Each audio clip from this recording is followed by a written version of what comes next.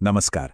Hindu mythology में ना एक टाइटल है जो बहुत खास है, बहुत सम्मान वाला है, उत्तम पुरुष। तो आज हम यही समझने की कोशिश करेंगे कि ये उपाधि भगवान राम को ही क्यों मिली और आखिर उनके जीवन में ऐसा क्या हुआ था जो उन्हें एक आदर्श पुरुष बनाता है। तो सवाल यही उठता है कि भगवान राम को मर्यादा पुरुषोत्तम आखिर कहते क्यों हैं। इस सवाल का जवाब पता है कहीं और नहीं बल्कि उनके जीवन की घटनाओं में ही छिपा है। तो चलिए उनकी कहानी में थोड़ा और गहरा उतरते हैं। तो हमारी कहानी की शुरुआत होती है अयोध्या के एक बहुत ही भव्य राज्य से। वहां एक राजकुमार थे जो सबके दिलों पर राज करते थे और यहीं से उनके उस असाधारण चरित्र की नींव पड़नी शुरू हुई।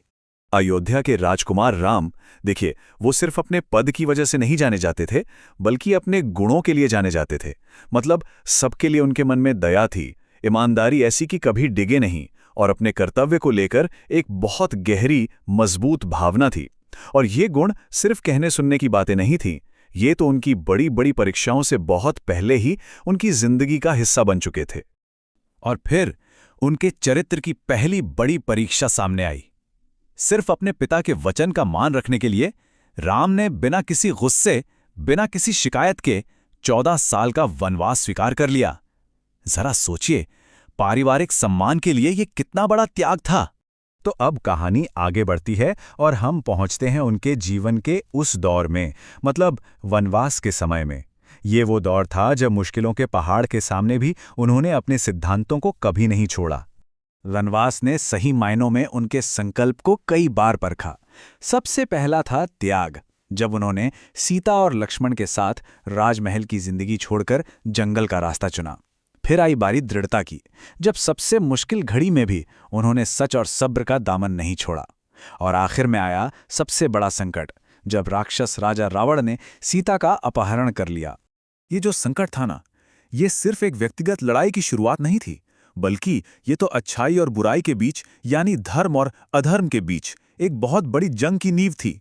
सीता को बचाने का उनका जो संकल्प था वो पूरी तरह से धर्म पर आधारित था, और शायद इसीलिए हनुमान और पूरी वानर सेना जैसे सहयोगी उनके साथ आकर खड़े हो गए।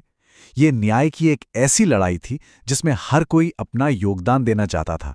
यहां पर ना दोनों सेनाओं के बीच का फर्क एकदम साफ दिखता है।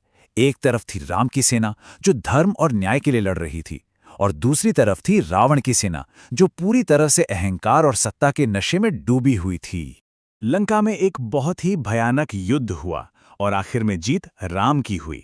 ये जीत सिर्फ एक राजा की जीत नहीं थी, बल्कि ये इस विश्वास की जीत थी कि अच्छाई हमेशा बुराई पर भारी पड़ती है और धर्म का रास्ता ही आखिर में विजयी होता है।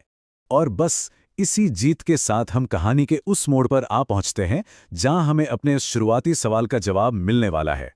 राम अयोध्या वापस लौटे और पूरी की पूरी प्रजा ने क्या खुशी, क्या उल्लास उसके साथ उनका स्वागत किया।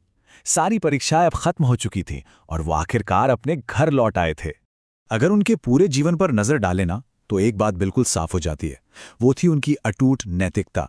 उन्होंने हमेशा बड़ों का आदर किया, कमजोरों की हमेशा रक्षा की, अपना हर एक वादा निभाया, और हर हाल में, हर परिस्थिति में वो सिर्फ धर्म के रास्ते पर ही चले। और इन्हीं सब वजहों से, इन्हीं सब कामों की वजह से उन्हें मर्यादा पुरुषोत्तम कहा गया। एक ऐसा नाम जिसका मतलब है धर्म और आदर्श चरित्र की सबसे उत्तम, सबसे बेहतरीन मिसाल। एक बहुत प्रसिद्ध कहावत है जो इस पूरी बात का सार बता देती है। उन्हें मर्यादा पुरुषोत्तम इसलिए कहा जाता है क्योंकि उन्होंने जीवन के हर एक पल में कर्तव्य, सत्य और नैतिक मूल्यों का पालन किया। तो ये कहानी हमें एक बहुत जरूरी सवाल के साथ छोड़ जाती है। आज के जमाने में एक आदर्श रोल मॉडल को कौन से गुण परिभाषित करते हैं? क्या हजारों साल पुरानी इस कहानी के जो आदर्श हैं वो आज भी हमारी दुनिया के लिए कोई मायने रखते हैं? ये सोचने वाली बात है।